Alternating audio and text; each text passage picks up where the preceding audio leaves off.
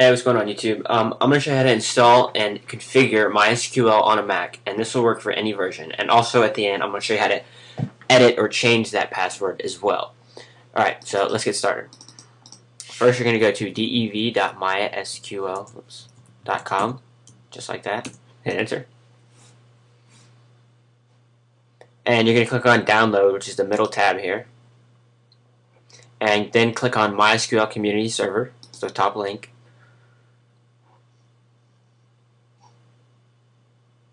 And scroll down. Sometimes you might get a different one and it'll ask you to log in. You can just click no thanks, take me to the downloads.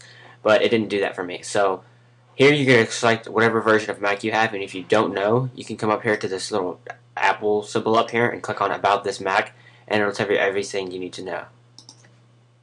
So just click on download for your version.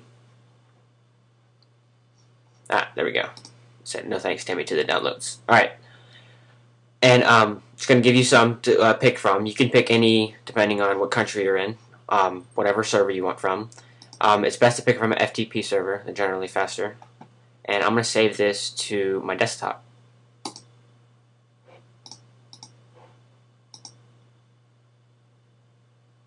And I'm going to come back when that's done. Shouldn't take too long for you. Okay, so after you got that on installing, just go ahead and open up that DMG file. There you go.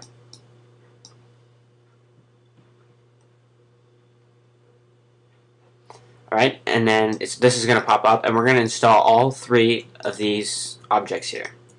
And the preference pane, which is going to be under system preferences, which just controls whether you can turn it on, turn it off, and turn it on when it starts up. And that's what this is right here, also as well, to start it up.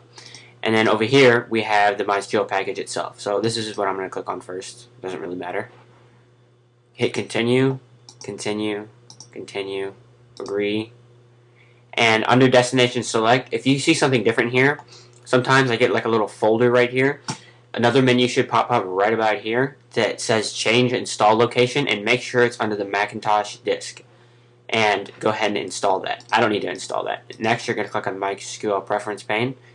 I don't need to replace mine. You're just going to install that there.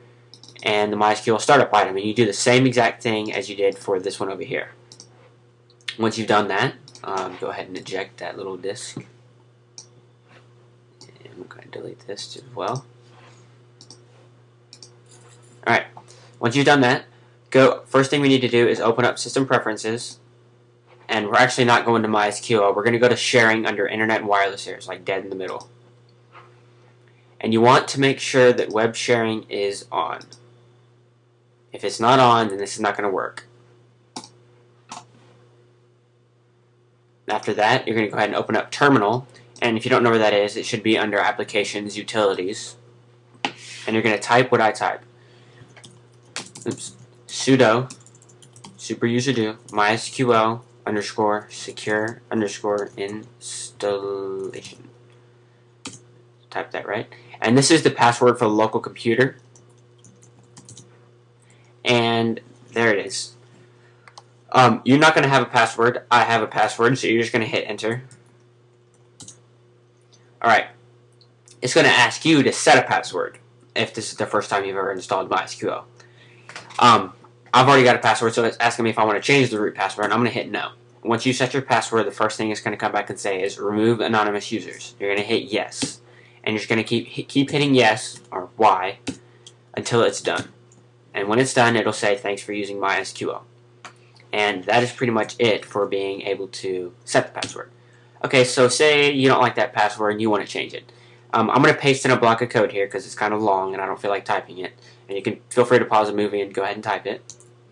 And basically, I'm changing directories to where MySQL is. So this little highlighted right here.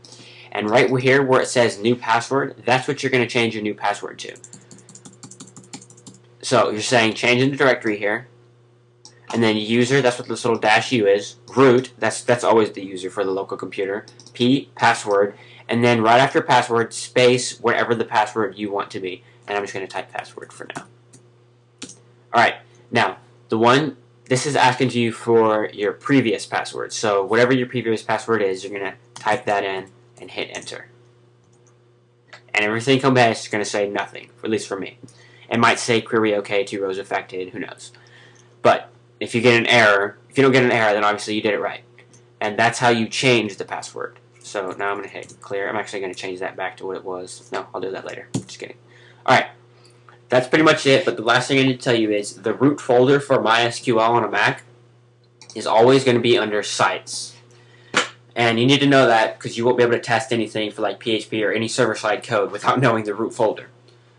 And to be able to access that root folder, you actually have to type in your username. So like http://localhost. That is the host for the MySQL server on your computer. Alright? And it should just come back and say it works for this particular version. But you don't have any folders you can access. So first you have to say website design. You have to specify the user on the computer that you're looking for. And that's mine right now. And then you type / and you don't need to type sites. So a lot of people do that and they can get confused and say, why doesn't this work? That's the root folder. You don't have to specify the root folder because it's already specified. So like, what do I have on here? I have just phpMyAdmin. So I'm just going to go to phpMyAdmin. Bam, there it is.